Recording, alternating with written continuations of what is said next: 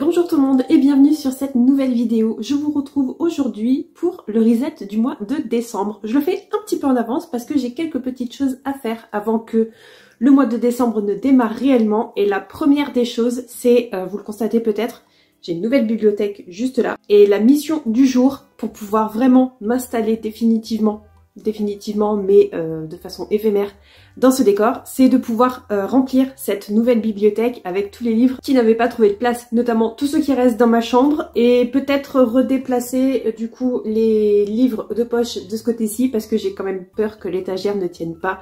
On m'a prévenu qu'il fallait pas que je mette de poids dessus, et qu'est-ce que je fais? Je mets tous mes livres de poche. C'est peut-être pas la meilleure des idées. Donc je voudrais faire ça maintenant, le plus rapidement possible. Pourquoi est-ce que je fais ça maintenant, quelques jours avant décembre? C'est pour pouvoir vous filmer ma pile à lire du Cold Winter Challenge avec ce nouveau décor. Et ce décor du coup de l'hiver. Donc je vais faire ça aujourd'hui. Puis je vais filmer la vidéo pour la pile à lire du Cold Winter Challenge. Et ensuite je reviendrai terminer cette vidéo. Enfin terminer, plutôt la continuer puisque je vais seulement démarrer ici avec vous et je vous reprendrai plus tard pour la suite. Donc faire le récap du mois de novembre, vous parler de ce qui va venir pour le mois de décembre et enfin vous parler de toutes les lectures que j'ai pu faire sur le mois de novembre. Finalement il y en a pas mal, j'ai l'impression que j'ai traîné et que j'ai passé beaucoup de temps sur certains livres, mais en réalité il y a quand même pas mal de choses à dire. Allez c'est parti parce qu'il y a du boulot.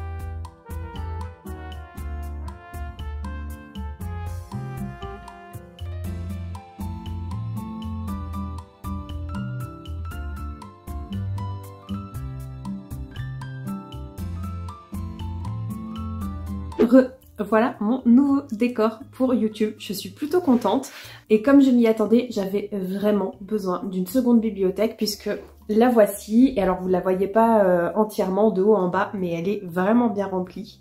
Je pense qu'il va pas se passer très longtemps avant que j'achète une troisième bibliothèque et que je remplisse encore un peu plus les étagères. Mais du coup je suis plutôt contente de ma petite décoration de Noël. J'ai pas pu mettre tout ce que j'avais prévu, tout ce que j'avais acheté puisque même si j'ai pas acheté énormément, il y a des choses qui sont trop grandes qui rentrent pas, donc je les ai mis au-dessus. Mais bon, sinon j'aime plutôt pas mal. J'avais gardé mes petites guirlandes lumineuses de ce côté-ci et j'ai acheté cette petite guirlande ici qui fait assez forêt enchantée.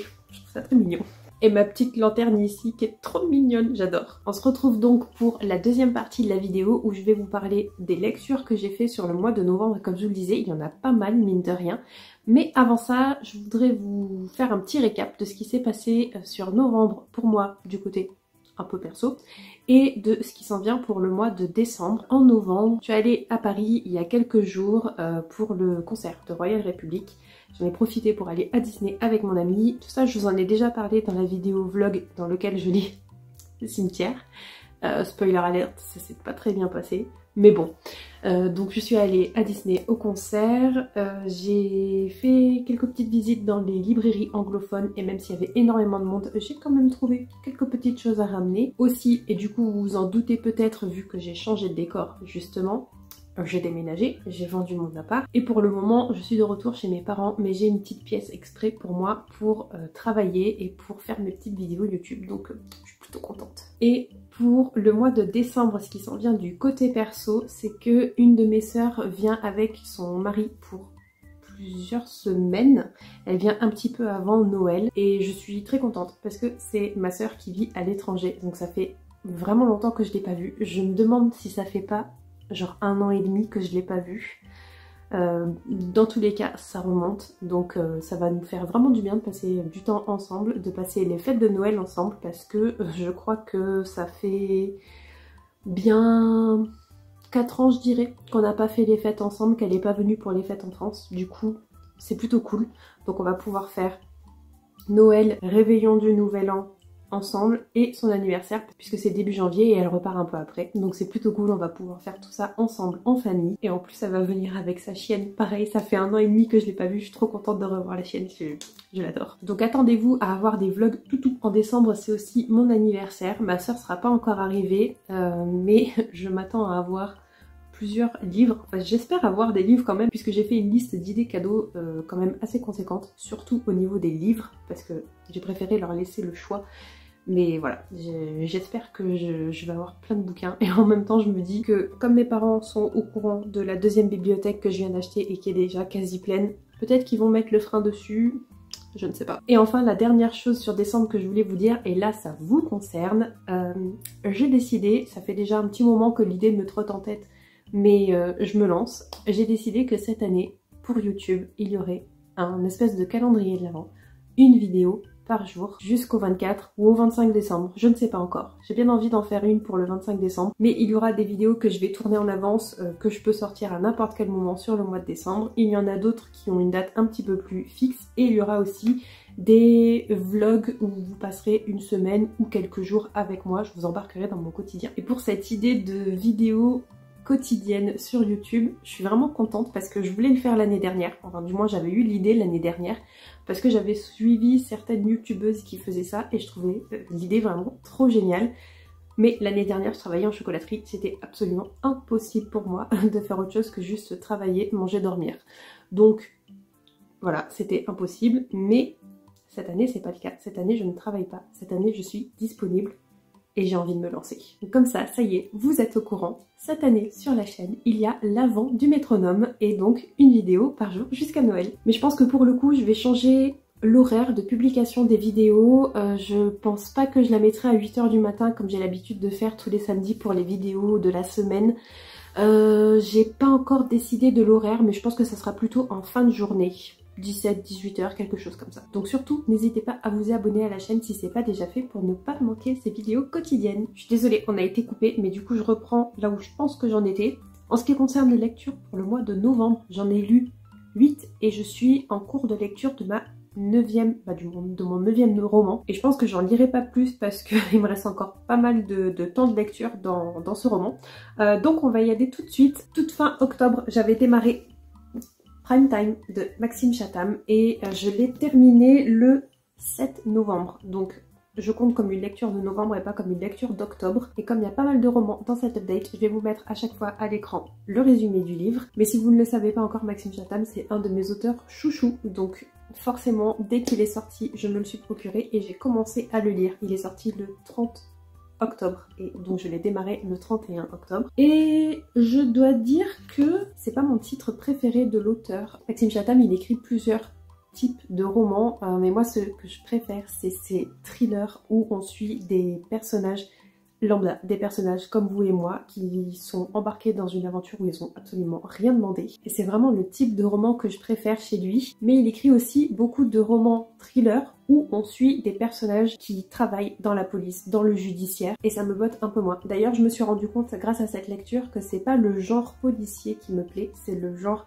thriller. Et celui-ci c'est un petit peu un mélange des deux, un thriller policier, puisque la plupart des personnages qu'on suit font partie de forces policières. Il y a l'un des personnages principaux qui fait partie du raid et certains autres personnages qu'on connaît déjà grâce à d'autres titres de l'auteur et qui font là partie d'une série. Et ces personnages-là font partie de la section de recherche. Donc là aussi, force policière, force militaire, bref, des gens qui sont parés pour la violence, qui réfléchissent, qui analysent les situations et les événements de façon professionnelle. Et donc ce genre de roman, comme je vous le disais, ça me botte un peu moins. Dans Prime Time, c'est un peu un mélange des deux, puisque le personnage qu'on suit principalement, c'est une chef d'édition, donc une journaliste, qui se retrouve embarquée malgré elle dans cette prise d'otage puisqu'elle est en fait la petite voix qui se trouve dans l'oreillette du présentateur télé, celui-là même qui se trouve pris en otage. Ceci dit, même si c'est le genre de livre qui me botte un peu moins de Maxime Chatham, j'ai quand même bien aimé ma lecture, même si j'y ai trouvé quelques longueurs. Alors c'est voulu puisque justement on suit sur 95% du livre, j'ai envie de dire, on suit une prise d'otage, avec notamment des membres du RAID et certains sont même formés à la négociation. Et c'est d'ailleurs ce qui se passe ici, il y a une négociation entre les forces militaires et les malfrats qui ont pris en otage les personnes présentes sur le plateau. Donc comme je vous le disais, quelques longueurs dues à la négociation, puisque forcément une négociation, ça s'inscrit dans le temps.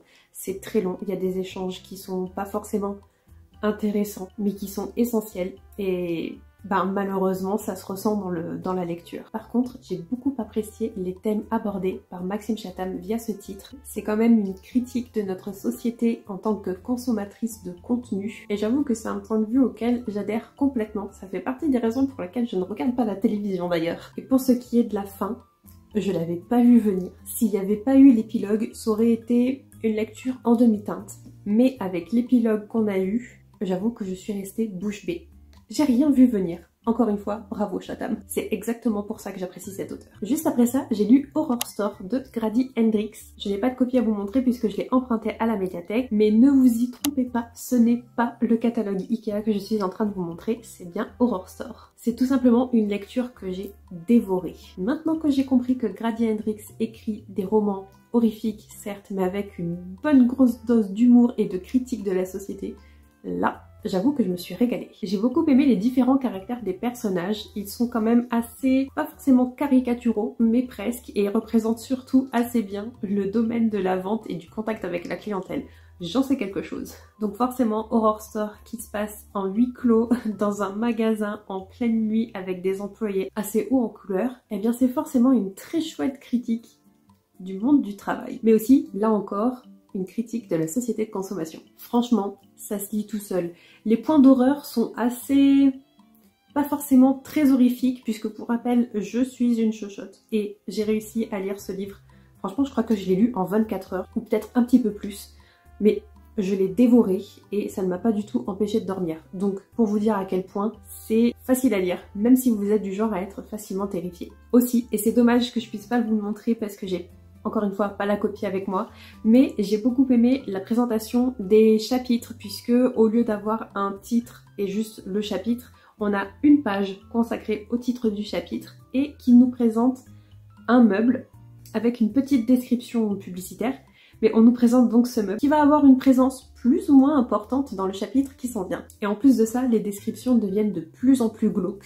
Forcément, au plus on avance dans l'intrigue, au plus profond on arrive dans les entrailles d'Orsk, au plus glauque sera la description de ce meuble. C'est clairement une lecture que je vous recommande pour la saison de la peur 2025. Et comme j'étais toujours dans ma période je veux de l'horreur, j'ai lu Dans l'ombre d'Innsmouth, ou L'ombre sur Innsmouth. Je ne sais jamais quel est le véritable titre de cette œuvre. Je me plante à chaque fois. Bref, c'est écrit par Lovecraft et surtout, c'est illustré par François Barranger. Je crois que je vous ai déjà bassiné plusieurs fois avec ce titre, tellement je voulais me l'acheter et j'étais pressée de le découvrir. C'est enfin fait. Finalement, il n'a pas traîné très longtemps dans ma pile à lire et ça, je suis plutôt contente. Et même s'il ne fait que 64 pages, ce sont 64 grandes pages. Donc ça m'a pris quand même quelques jours avant d'arriver au bout de cette histoire. C'était la première fois que je lisais du Lovecraft. Donc je ne savais pas à quoi m'attendre hormis découvrir une lecture horrifique. Et ça a été une incroyable découverte. Moi je pensais juste que j'allais lire une nouvelle un petit peu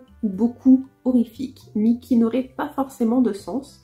Et j'étais très surprise de découvrir une histoire. On a vraiment un début, un milieu, une fin, et quelle fin d'ailleurs! J'ai été complètement absorbée par ma lecture, extrêmement prise par les descriptions de Lovecraft, puisque il y a très peu de dialogues. Et quand il y a des dialogues, ce sont des dialogues qui nous décrivent une ambiance ou un endroit. Et du coup, ce sont des très longs dialogues. C'est pas un échange vraiment de paroles entre les personnages, c'est une grosse description.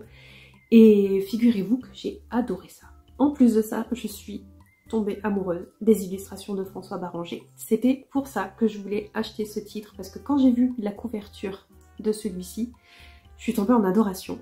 Et je ne savais pas du tout que Brajlon avait commencé à rééditer les nouvelles et les histoires de Lovecraft en façon illustrée, donc dans ce format. Mais quand j'ai vu ce titre sur les réseaux sociaux, quand ils ont commencé à en parler avant qu'il sorte, je me suis dit « Ok, je le veux ».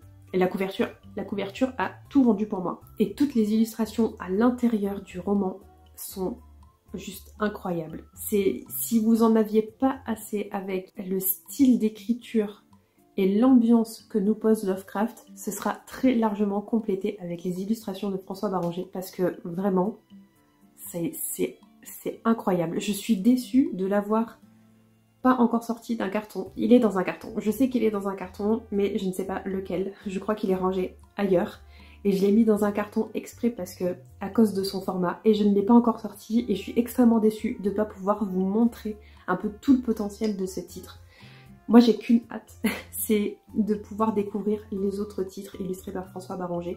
Il y en a plusieurs, et je les ai tous mis sur la liste du Père Noël. Donc si j'ai pas au moins un titre à ou Noël ou mon anniversaire, c'est clair qu'en 2025 je vais compléter la collection. Et comme j'étais encore et toujours dans ma période horrifique, j'ai commencé à découvrir La chute de la maison Usher et Autre histoire par Edgar Allan Poe. J'ai acheté ce roman uniquement parce que je voulais découvrir la nouvelle La chute de la maison Usher et je me suis dit que quitte à la découvrir, autant découvrir une partie de l'œuvre de l'auteur que je ne connais absolument pas. Sauf que dans ce titre, il y a 25-30 nouvelles et je m'étais fixé comme objectif de lire une nouvelle par jour pour justement découvrir l'œuvre d'Edgar Allan Poe. Et La chute de la maison Usher, c'est l'une des dernières. Mais en soi, ça ne posait pas de soucis. Je voulais en profiter justement pour découvrir tout ça. Sauf que ça ne l'a pas fait et j'ai fini par abandonner. Il y a vraiment très peu de temps, il y a juste 3 ou 4 jours je dirais. J'ai fini par abandonner ma découverte de ce titre et j'ai sauté toutes les nouvelles qui me restaient pour arriver à La chute de la maison Usher et la découvrir. La chute de la maison Usher, c'est celle que j'ai le plus appréciée, c'est celle dans laquelle j'étais la plus immergée finalement, la plus intéressée par l'histoire, mais c'est très certainement parce que c'était celle que je voulais découvrir. Autrement, pour toutes les autres, je suis complètement passée à côté. Il faut dire que le style d'écriture, c'est pas du tout ma tasse de thé. Ça date du début, milieu du 19e siècle, donc déjà il faut s'accrocher. C'est extrêmement descriptif. Il y a très peu de dialogue et c'est un style vraiment très pompeux, au point que moi je lisais les choses et je me disais je ne comprends rien. Je suis passée à côté de la grande majorité de toutes ces nouvelles. J'arrivais à la fin et je me disais j'ai rien compris. Qu'est-ce qui s'est passé? Qui est le personnage qui nous raconte l'histoire? Quels sont les autres personnages? Rien compris. Sauf pour La chute de la maison Usher, où là j'étais, comme je vous le disais, un peu plus investie finalement dans cette lecture, puisque c'était celle que je voulais découvrir. Et j'ai bien aimé, mais je pense que je suis quand même passée à côté de certaines choses. Donc il y a de très fortes chances que je découvre l'adaptation Netflix, ou bien que je me fasse un de ces jours la lecture en VO très certainement de la réécriture par T. Kingfisher qui me fait de l'œil depuis un moment. Je me dis que ça peut être très intéressant aussi. Et pendant ma découverte des contes d'Edgar Allan Poe, je lisais aussi Cimetière de Stephen King. Je vous invite à aller voir le vlog directement, je vais vous mettre le lien dans le petit i juste ici. Mais là aussi ça n'a pas du tout été une partie de plaisir. Je suis quand même arrivée à la fin parce que je voulais savoir la fin. Je voulais le lire dans son entièreté aussi pour le vlog, mais plus jamais de ma vie on me reprendra en train de lire un Stephen King, c'est terminé. Je ne lirai plus de Stephen King, je ne passerai plus de temps à lire une de ses œuvres. J'estime vraiment que mon temps vaut mieux que ça. Et comme je sentais qu'entre les contes d'Edgar Allan Poe et Cimetière de Stephen King, je commençais vraiment à m'enliser dans une routine de lecture qui ne me convenait pas du tout, j'ai commencé à écouter un livre en lecture audio, un livre que j'ai acheté il y a un moment déjà et je sais pas, je l'ai acheté en me disant je voulais le découvrir et puis très peu de temps après le film est sorti, donc je me suis dit bon, faudrait que je le découvre avant d'aller voir le film au cinéma, puis finalement j'ai fait ni l'un ni l'autre. De toute façon, je ne suis pas une personne qui va facilement au cinéma, donc c'était réglé. Et comme au travail j'étais quand même pas mal à travailler en solo et de façon manuelle, avec des travaux manuels, donc je me suis dit que vraiment me lancer dans une lecture audio, c'était parfait pour continuer à découvrir des choses sympas. Donc, j'ai découvert en lecture audio Là où chantent les écrevisses. Ça a été écrit par Delilah Owens, si ma mémoire est bonne, ou Owens, je ne sais plus. Et j'avoue que c'est un titre qui m'a émue aux larmes plusieurs fois. Alors, est-ce que c'est parce que c'était une lecture audio et en plus c'était narré par Marie Dubled, que j'admire de tout mon cœur? Ou est-ce que c'était la narration et le style d'écriture et ça m'aurait fait exactement la même chose en lecture physique avec mes yeux. Je ne sais pas. Quoi qu'il en soit, comme souvent, on me donne une fiction historique, ça se passe dans la nature avec des personnes à problème. Je kiffe. J'ai été extrêmement touchée par le personnage de Kia, mais aussi par le personnage de Tate. J'ai adoré ces deux personnages. Je les ai adorés ensemble, je les ai adorés séparément. J'étais émue par leur relation. J'ai trouvé ça vraiment extrêmement beau. Bref, très touchée par cette histoire, très touchée par les personnages, touchée aussi par le thème de la solitude, de la construction de soi, de l'impact qu'on peut avoir une éducation ou une non-éducation dans ce cas-là sur la vie de quelqu'un, sur sa construction de soi, mais aussi dans ses rapports avec le reste de la société. En bref, c'était vraiment une très belle lecture. D'ailleurs, il y a une petite fin... En fait, il y a un petit mystère dans ce roman qui est élucidé en cours de lecture, mais...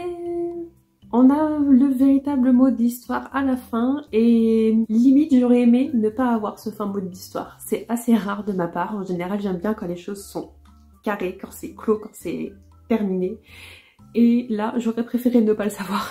D'ailleurs, si l'un ou l'une d'entre vous a à la fois lu le livre et regardé le film, je suis très curieuse de savoir s'il y a des différences entre les deux formats. Parce que je pense qu'un de ces jours, je regarderai le film. C'est pas pour maintenant, mais ça reste dans un coin de ma tête. Je vous le disais aussi dans le vlog de Cimetière, quand je suis montée à Paris, j'ai laissé Cimetière de côté pour un moment. J'avais besoin de changer de décor, changer de lecture.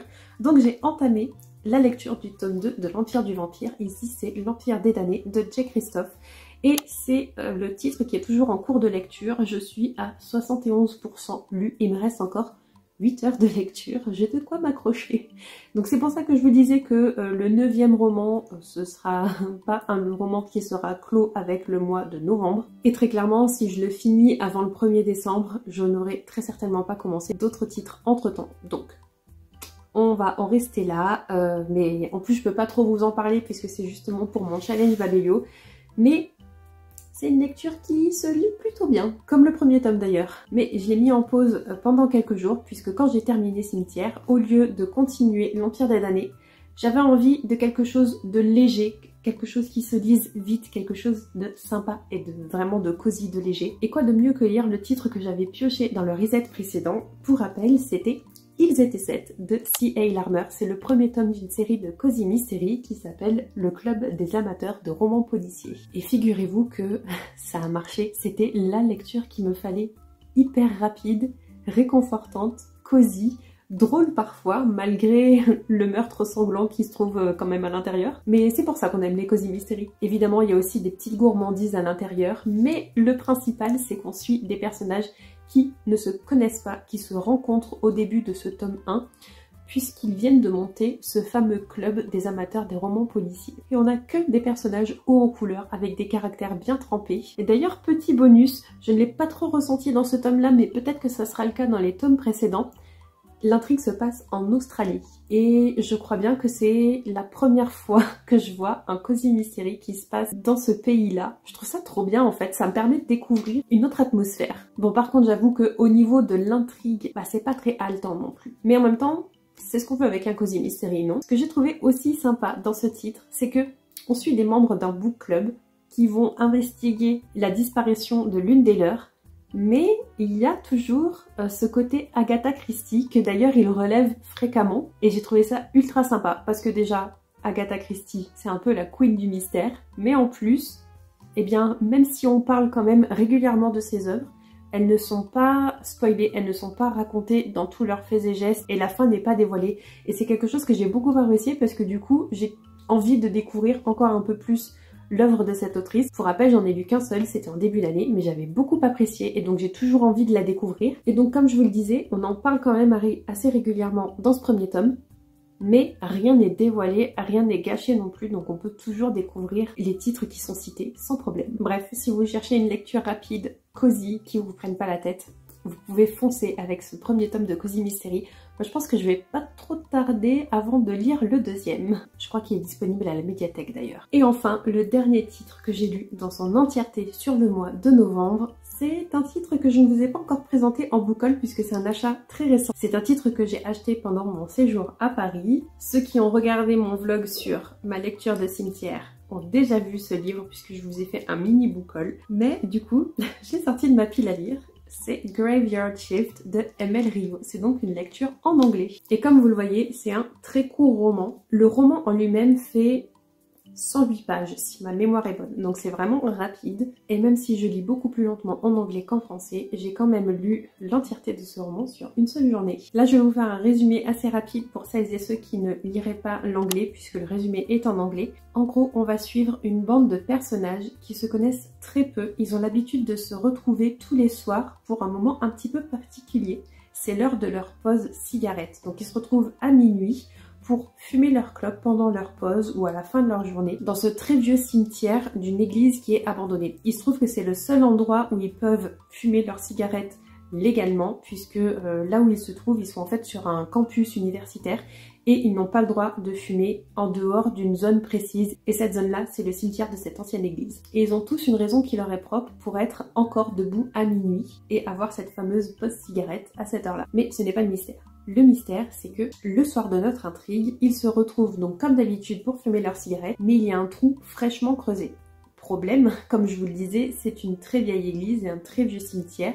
Il n'y a pas eu de trou creusé ni d'enterrement depuis plus d'une centaine d'années. Nos personnages noctambules vont donc profiter de cette nuit pour mener l'enquête. L'une des particularités de cette histoire, c'est qu'elle se passe sur une seule nuit. Elle débute à 22 h et elle termine à 10 h du matin. Donc on a l'entièreté de l'intrigue qui se passe sur quelques heures. L'autre particularité, c'est que chaque chapitre suit le point de vue d'un des personnages. Donc on découvre à chaque fois la raison pour laquelle ils sont encore debout à cette heure-ci. On explore un petit peu plus leur caractère, leur psychologie, leur relation avec leur propre sommeil, mais aussi leur relation avec les autres personnages de cette bande de clopeurs. Je dois dire que l'intrigue m'a beaucoup attirée. C'est pour ça aussi que je l'ai sortie très rapidement de ma pile à lire. Mais une fois qu'on défait le premier nœud de cette grosse bobine de laine, ben j'avoue que mon intérêt s'est un petit peu essoufflé.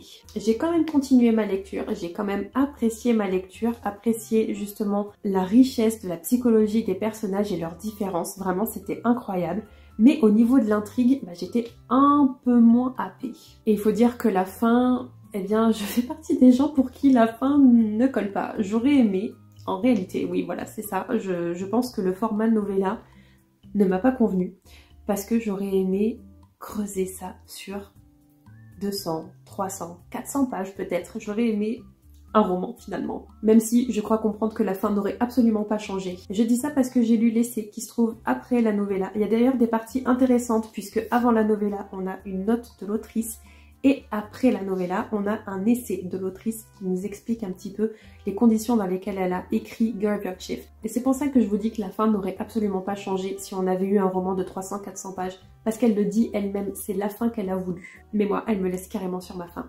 J'en veux plus. Et dernière petite chose, ce titre m'a remis le pied à l'étrier pour les lectures en anglais. Ça fait un moment que j'ai pas lu en anglais. Je me demande même quel a été le dernier titre que j'ai lu en anglais. Hormis celui-ci, je sais même pas si j'en ai lu un en 2024. Mais dans tous les cas, je suis contente de l'avoir lu, déjà parce qu'il m'intriguait, mais comme je vous le disais, il m'a relancé sur les lectures en VO. Donc voilà, plutôt contente de l'avoir lu, plutôt contente de m'être remise à la lecture en VO. Alors évidemment, c'était qu'une centaine de pages, mais c'est toujours ça de prix. Et j'espère que ça va me pousser à sortir un peu plus facilement des lectures en anglais que j'ai dans ma bibliothèque, parce que mine de rien, je me suis fait d'ailleurs une petite étagère exprès. Celle-ci, c'est tous mes livres en VO et je pense que la moitié je ne les ai pas lus. Alors même qu'ils m'intéressent, si je les achète c'est vraiment parce que j'ai envie de les lire. Donc il faudrait que je me pousse un petit peu plus à les sortir de ma palle. D'ailleurs en parlant de palle, il est temps de procéder au tirage. Pour celles et ceux qui seraient nouveaux sur la chaîne, à chaque fin de vidéo reset comme celle-ci, je tire un prompt dans cette petite boîte. C'est d'ailleurs bien la bonne prompt. J'ai écrit sur différents papiers différentes instructions pour sortir un livre de ma pile à lire ou un livre de la médiathèque. Pour rappel, les couleurs, que ce soit blanc ou beige, ça n'importe absolument pas. C'est juste l'instruction qui a écrit dessus qui compte. Et donc à chaque vidéo reset, je tire un de ces petits papiers et ça va m'aiguiller pour sortir un livre de ma pile à lire. Donc c'est parti pour celui du mois de décembre. Pour rappel, pour le mois de novembre, c'était Ils étaient 7 que j'avais choisi. Alors, qu'est-ce qu'on a? Je suis pas dans le bon sens. Qu'est-ce qui est écrit? Ah, un livre de la médiathèque. Ça peut être très intéressant. Continuer une saga. continuer une saga avec un emprunt à la médiathèque. Qu'est-ce que j'ai en cours que je peux emprunter à la médiathèque? J'ai trouvé. Évidemment, je viens de vous le dire, j'ai lu le tome 1 du Club des amateurs des romans policiers et je n'ai que le tome 1 dans ma bibliothèque, mais le tome 2 est très certainement à la médiathèque. Je vais vérifier ça tout de suite. Alors, je suis en train de vérifier sur Babelio, le tome 2, c'est apparemment le crime du SS Orient. Oh, super, super, parce que ça promet de se passer dans un train et en plus, je suis en train de vérifier sur la médiathèque, mais je crois qu'ils l'ont. Ouais, ils l'ont. Il n'est pas encore disponible, mais je peux le réserver. Et apparemment, c'est les seuls qu'ils ont. Ils ont le tome 1 que je viens de lire et le tome 2. Les tomes 3 et 4 sont pas encore disponibles en médiathèque. C'est pas grave, je peux déjà découvrir le tome 2. D'ailleurs, il n'y a aucun spoiler pour le tome 1, donc je vais vous lire le résumé du tome 2. On nous dit que nos 6 membres du club des amateurs de romans policiers ont, croit-il, de la chance. Alicia et ses amis embarquent en effet avec 400 autres vacanciers pour une croisière de luxe à bord du SS Orient. Réplique d'un glorieux modèle à vapeur qui naviguait jadis entre l'Angleterre et l'Australie. Un voyage dans le temps infusé de charme et de glamour. Oui, mais pas seulement. Un passager est en effet bientôt retrouvé mort dans son lit. Puis un autre disparaît en pleine nuit et un troisième est poignardé. Terreur en mer et pas d'échappatoire. Puisqu'il n'y a sur le bateau ni détective belge ni vieille dame de la campagne anglaise, les membres du club, tous férus de meurtres en huis clos, se mettent à enquêter. Ils ont peu de temps, peu d'indices et d'innombrables soupçons. Ok, pourquoi j'étais persuadée que ça se passait dans un train alors que ça se passe clairement dans un bateau? Par contre, le côté huis clos et en plus en mer, ça a l'air d'être trop sympa. Ouais, je pense qu'on va partir sur celui-ci. Et pour mes autres lectures du mois de décembre, eh bien déjà, il me reste à terminer l'Empire des damnés, si c'est pas fait pour le 1er décembre. Et il me reste aussi toujours un dernier titre dans mon challenge Babelio. Il est d'ailleurs juste là. C'est Psyché et Eros. Donc celui-ci, je vais le lire début décembre. Autrement, pour tous les autres livres que je compte lire sur le mois de décembre. Eh bien, je vous invite à regarder très prochainement ma pile à lire de l'hiver et ma pile à lire pour le Cold Winter Challenge, puisque ces vidéos vont très prochainement sortir sur la chaîne. J'ai pas encore décidé de l'ordre dans lequel toutes les vidéos vont sortir. Donc encore une fois, n'hésitez pas à vous abonner à la chaîne si c'est pas déjà fait. Si vous avez lu un des titres que je viens de vous présenter, que vous l'ayez apprécié ou non, dites-le moi dans les commentaires, je suis toujours curieuse d'avoir les avis d'autres personnes qui ont lu les livres que je viens de lire. Et si vous ne souhaitez pas laisser un commentaire long, vous pouvez toujours me laisser un emoji tout simplement. Et cette fois-ci, on va partir sur un emoji bateau, puisque je vais continuer à découvrir les aventures du club des amateurs des romans policiers, et cette fois-ci ils seront à bord d'un bateau. Donc je pense que le bateau c'est plutôt pas mal. Quant à moi, je vous dis à très bientôt pour une prochaine vidéo. Bye bye!